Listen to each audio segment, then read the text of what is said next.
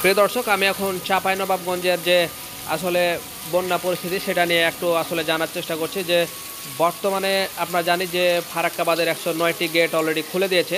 তো দেখতে পাচ্ছেন আসলে সেই সাথে সাথে আমাদের চাঁপাইনবাবগঞ্জে বর্তমানে খুবই বৃষ্টি হচ্ছে। দেখতে পাচ্ছেন আসলে ছাটা বৃষ্টি হচ্ছে এবং চারদিক শুধু পানিতে।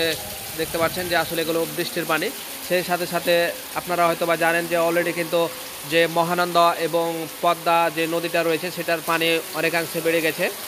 তো সেক্ষেত্রে যদি বৃষ্টি হয় তো মানে বুঝতেই পারছেন, যদি বৃষ্টিটা হতেই থাকে এবং তারা তো গেট এখনও খুলে রেখেছে, তো সেক্ষেত্রে যদি এরকম কন্ডিশান চলতেই থাকে তাহলে কিন্তু আসলে এটা হবে মরার উপর খাড়ার ঘা। আপনারা তো বুঝতে পারছেন।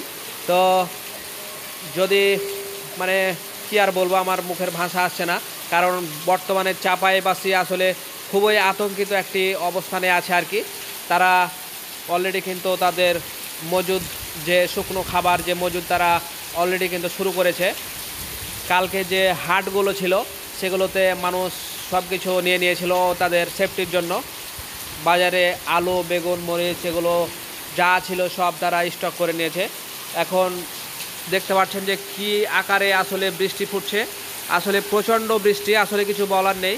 এরকম বৃষ্টি যদি হতে থাকে তাহলে মানে ফারাক্কা বাঁধের পানি লাগবে না, মানে এই বৃষ্টির পানিতে বন্যা সৃষ্টি হয়ে যাবে, এরকম একটি ব্যাপার। তো দোয়া রাখবেন চাঁপাইনবাবগঞ্জবাসীর জন্য। আল্লাহ হাফেজ।